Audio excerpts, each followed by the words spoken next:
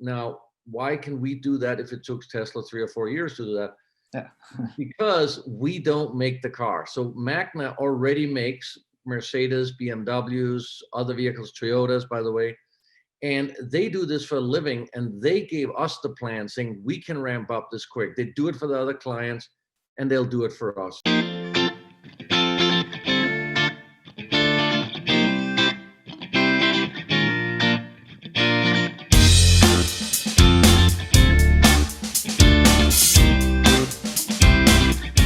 Let's just jump right into it here. And first of all, I want to say thank you so much for being with us on the Voice of Wall Street podcast. Um, Fisker, electric vehicle company, goes public through a SPAC. Is there, I don't know, maybe there's also an AI component, a blockchain component, but you guys are really hitting kind of all the key buzzwords that the market wants to hear right now. But I think there's also a flip side to that, which is a lot of people are dubious. Oh, another SPAC. Oh, another electric vehicle company. Can you just talk a little bit about what differentiates Fisker and why folks on the market who are thinking of investing shouldn't just view Fisker as, you know, another flash in the pan, someone taking advantage of this electric vehicle craze or taking advantage of this SPAC craze?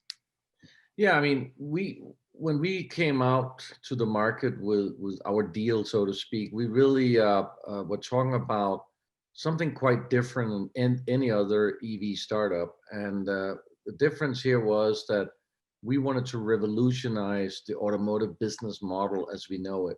And I think if you ask any kid about how does the automotive industry works, they have a pretty simple answer, and that is, well, somebody engineers and designs a car, the company, and then they build a factory, and then they build cars in that factory, and then they ship these cars to the dealer, and then the dealer sells them. That's kind of how we know the automotive industry is how it's functioned over 100 years. Now, what we looked at was to say, well, maybe this is not really perfect anymore because we've sort of entered a new digital age and we have entered into a new consumer age as well. And if you look at those two areas, they have really not been adapted to in the automotive industry, but in every other aspect of our life. So to give you two examples, one would be that if you look from a consumer point of view, a lot of young people today, their first car or their first drive in a car without their parents, where they're in charge, is probably not in an old sports coupe with 5-speed manual gearbox, but rather in the backseat of an Uber that they called on their mobile phone, so digitally. So that's a totally different emotional experience in terms of getting mobility than maybe a lot of us had when we were younger.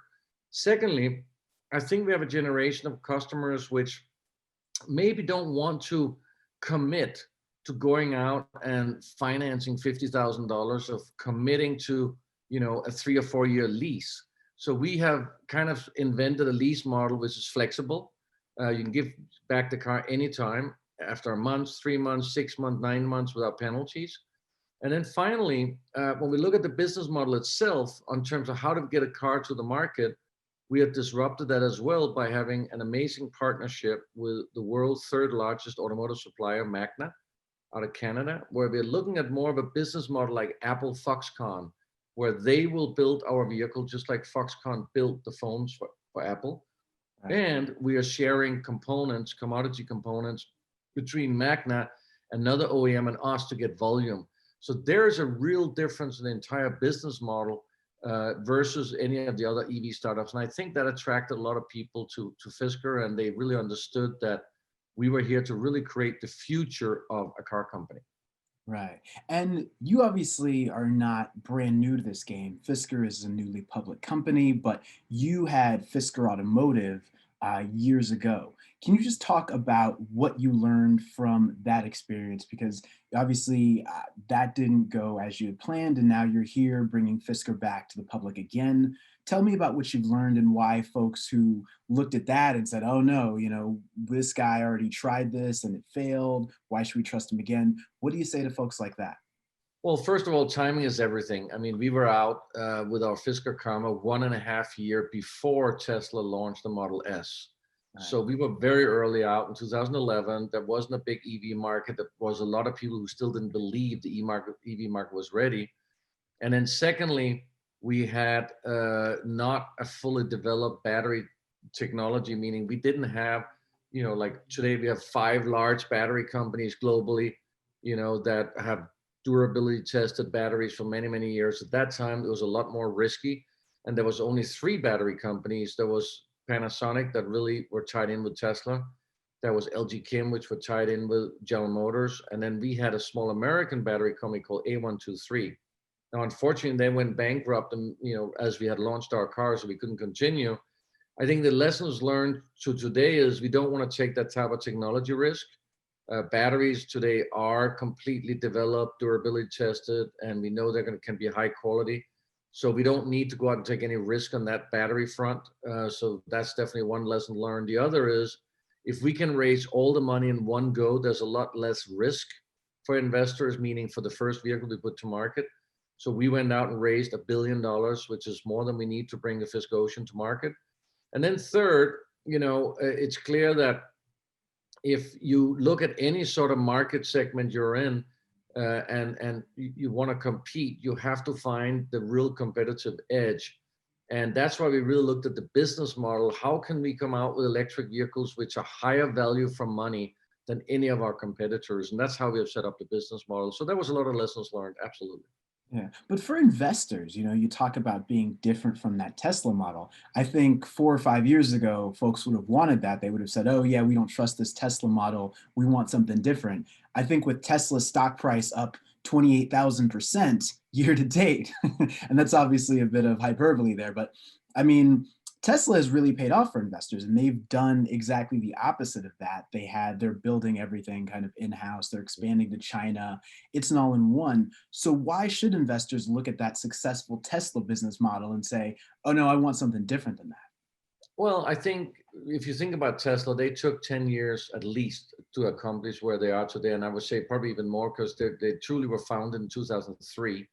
And they launched their first vehicle about 10 years later, the first high volume production vehicle, the Model S, in 2013. So imagine now I go out to an investor saying, hey, I want to do the same as Tesla. Well, you're going to need 10 years, maybe 15 to do it, and many, many billions of dollars. So I don't think that would be the right approach. I think the approach we have is to say we actually do not want to copy Tesla. If we want to be an alternative to them, if we want to take part of the market, we're going to find our own niche. We're going to find our own business model. And if you think about the car market today, it's about 80 million vehicles globally, and only 2 million of those are electric. So obviously, it is not really relevant for us to go and say we want to take a Tesla customer and bring them into our car. What we want a customer from BMW, Mercedes, or wherever that drive gasoline cars today. And with that in mind, we designed a product that looks more like an SUV versus a fastback or a hatchback. And we set up a business model where we can truly compete on pricing, on a flexible lease. And that's why we're different than Tesla and any of the other EV startups. So you'll notice most of the other EV startups, they're going out to try and see if they can copy Tesla. I personally think that would have been a mistake, because I don't know that investors today are willing to go through what they went through with Tesla. There was a different time. Also, when Fisker started originally, it was a different time. There was nobody else doing it. Investors were very patient. Early adopters were very patient with vehicles that may not have been the quality they expected. Whereas today, I think people expect super quality from the vehicles. Investors expect you to come to market soon. In fact, people ask me, why does it have to take 2 years? Can it be quicker? We are already developing our car in half the time it takes most other people, and for less than half the money. So I think that the objective here is not for me to show that I can build a car better than Toyota. That may be other people's objective. My objective is to bring amazing vehicles to market, amazing environmental friendly vehicles, amazing looking vehicles. That's our objective with a new type of flexible lease model. And to achieve that objective, we have partnered up with Magna to make sure we get high quality vehicles on the market on time. And finally, a car company needs more than one model. So we have set up our own development model. That means that we can bring cars to market faster than any other startup. And I think that's another key point, where we can roll out new models a lot quicker.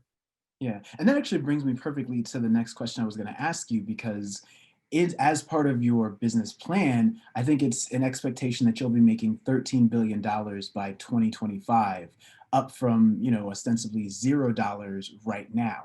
How do you get there from here? Just talk me through that if you could. Well, first we need to launch our first vehicle, the Fisker Ocean, and we're launching that in end of 22, so in just about 2 years from now.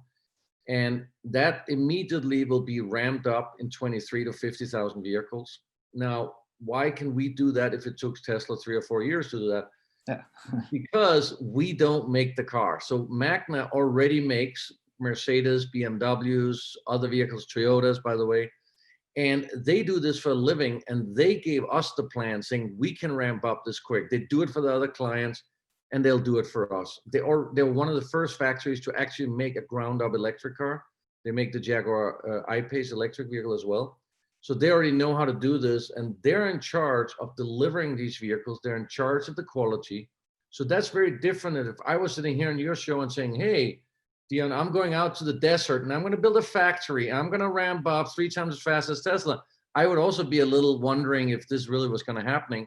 But in the end of the day, this is a professional supplier who are doing it for us. And I think that's the real key difference here. And then secondly, of course, we're going to introduce more vehicles than the Fisker Ocean. We have already announced we are planning to introduce at least 3 more vehicles before 2025, which is how ultimately we're going to reach that volume and that revenue. But isn't the key, though, getting those customers? I mean, you can make as many cars as you want, but as you pointed out, the electric vehicle market right now is still very small and it's still very controlled by Tesla. And I think what you were saying is you want to expand the pie, but that's the big question. I mean, how do you do that? If you're not just taking Tesla's customers away, how do you get people, enough people, to want to buy a Fisker that you can get to those very impressive and lofty benchmarks that you've set? Well, if you have 78 million people who today is not buying a Tesla, that means there might be a reason why they're not buying it. So the first way to do it is not to make another Me Too Tesla, because there was a reason people didn't buy it. So we are doing vehicles that look extremely different. We'll have a very different user interface, different experience, customer experience. So our products will be very, very different. Our Fisker Ocean, for instance, like I mentioned, just the look of it, I mean, nobody would mistake that for a Tesla. It looks completely different. And we are really going after the traditional SUV customer. That's the fastest growing market in the world. Now, is there a guarantee that you can get all these, customers? Of course not. I mean, nobody ever knew that Tesla was going to be this big as they are today. So we have to try and plan something, and we're trying to do some forecast. But in the end of the day, nobody has the historic sales numbers in the traditional car company have in the EV industry, but we feel we have very compelling products that is going to be completely different what else is out in the market. And also then there's the pricing. So the battle so far in EVs have been done in the high-end luxury segment, and there's only so many people who can afford an $80,000 or $100,000 car. Our Fisker Ocean will start at $37,499, and that's before the federal tax incentive. So it's already, it is very, very good pricing. I mean, that's $29,999 with that. And the average car today in America costs just over $38,000. So we're below that. So I think we're going in a very unique market segment where I actually don't think we're going to have that much competition. We surveyed the cars that's going to come out in the next 3-4 years.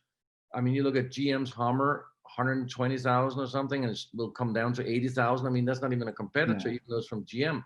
So, you have a lot of expensive, cool electric cars, but you don't have a lot that's going to cost under $40,000.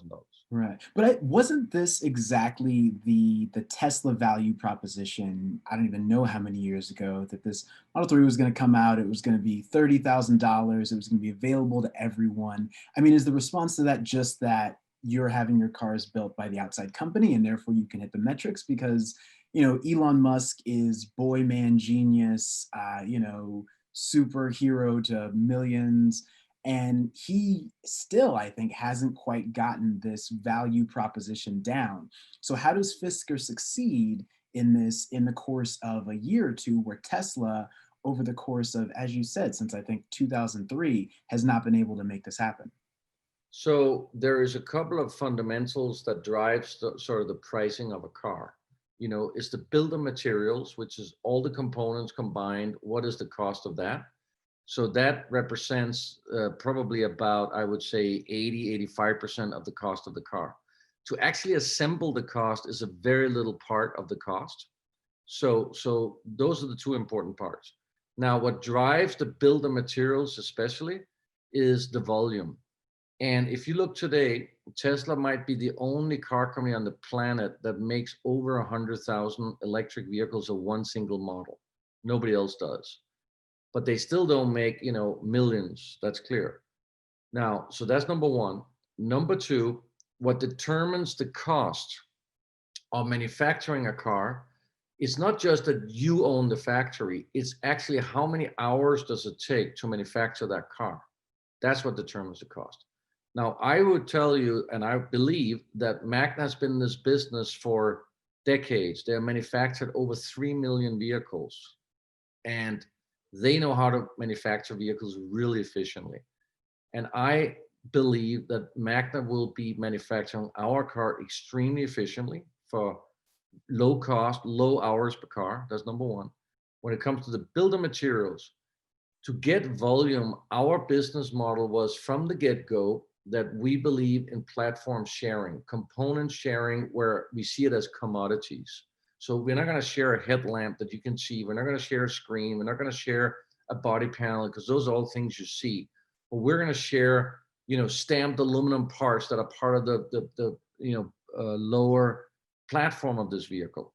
And because we are sharing this platform means that there's another OEM that's going to use all these components, and they're going to make even more than 50,000 vehicles a year. So we from the get-go have well over 100,000 vehicles a year in volume on these components, and that's how we bring the price down immediately for this vehicle. And then yeah, so I was just going to ask you to clarify what OEM is for those of our listeners. OEM so it's another large car maker is also using this original, equipment manufacturer. That's another car maker. They also are using this platform. It was developed by Magna. Magna is letting another OEM, they're having another OEM using it. We are using it, and we might bring in a third car maker. So 3 car makers sharing and creating this volume. It's the same thing of why is McDonald's hamburger so cheap? Well, because they got all these franchises, they make 1 trillion of these patties every day, versus the guy down the street that buys the meat and makes it himself. He will never be able to compete. So we're getting volume right out of the door. So that's something that right now, there is no car makers that have this type of volume. So that's number 3. Number 4, the final part is that once you have the cost of a car, you have to pay for your overhead. So if you have X amount of people and it costs you to run all these factories, now you got to put several $1,000s per car, first of all. Then after that, you're going to have to put a dealer margin. Now, Tesla doesn't have a dealer margin. Neither do we. We're just going to sell direct. But we are very asset light. We are not building our own dealerships. And if we build our own dealerships, somebody has to pay for those. You have to have an overhead on top of each car. We don't do that. We have made a MOU with Cox Automotive. It's a big aftermarket group, which basically service fleets. They do warehousing, logistics. We go pay as you go with them and get service done there. We'll pick up your car, take it to service, bring it back. We're doing similar deals in Europe.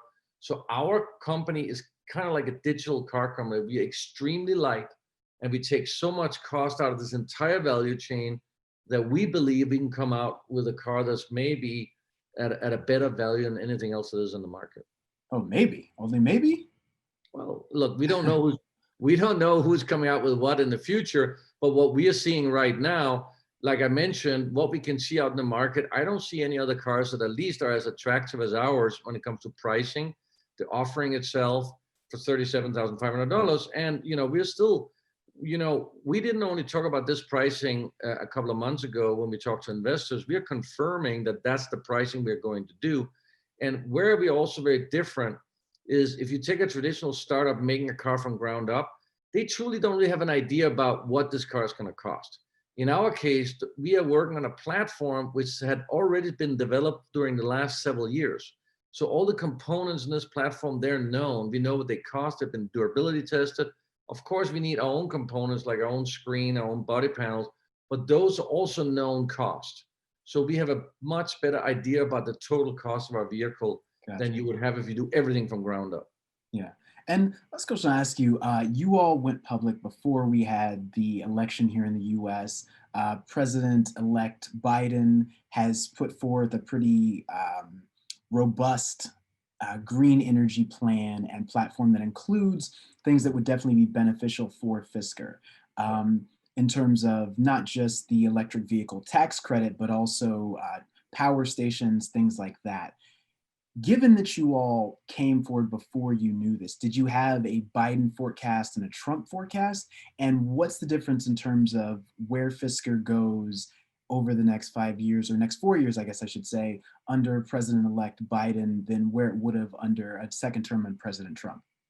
Well, let me first tell you something interesting. I believe we were the first company to ring the bell after President-elect Biden was sort of verified as the winner this weekend. So we went and rang the bell yesterday at New York Stock Exchange. So I think that's pretty historic. And of course, we kind of started trading a week earlier.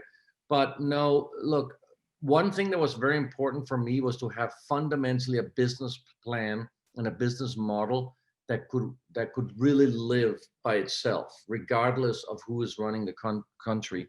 And that meant that we wanted to have this pricing of 37,500, built around our own business model and not built around who's giving incentives. Now, that said, of course, it's clear that as Biden comes into office, that I've already stated that he is a great promoter of electric vehicles. In fact, I met him many, many years ago when he already was a believer in Fisker. When we did the first time around, he was obviously early out like we were. So I think he's very serious about that. And we do need here in the US an upgrade on the electric grid. We need more charging infrastructure to get this turnaround into going electric. And I think it's very important for the country because we also want to be the leaders, not only with one company, but with several car companies. And at the end of the day, with 80 million vehicles made per year, you're going to need a lot of car companies to service all these customers with different type of models, different ways of purchasing them, et cetera. So I think it definitely will help us, but we didn't have, one strategy with that president and one strategy with that president. We didn't have that. Okay. What did Biden tell you about Fisker back in the day, or about electric vehicles? He was super excited. I remember showing him the car and he was like, wow, this thing looks like a four-door Ferrari, because we had done some pretty hot cars at that time.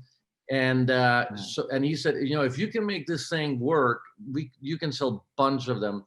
And, he believed that we would move really quickly into electrification as well. Now, of course, it didn't go as fast as everybody thought. Right. And I think when was that? This was back in 2010. Okay. 2010, so 10 years ago, and really, I would say, when Tesla came out with the Model S in 13 is probably when it slowly started. But if we really look at it, it's really only been the last 3 years that people truly have taken electric cars serious. And of course, one of the other issues today why we don't see the growth we expect is because there's not enough choice. So if you want to go and buy a certain type of vehicle, it may not be available as an electric vehicle, or you may feel it's too expensive. And I think that's where we come in to say, we're going to offer you a really cool SUV that you can afford. We're going to offer you this type of stuff. We're going to offer you that type of stuff. So we are planning to go into these areas of the segment where there currently either is not an offering or not a great offering, and come up with the best in that segment. Okay. All right, Henrik Fisker, thanks for being with us. Last question I got to ask you before I let you go.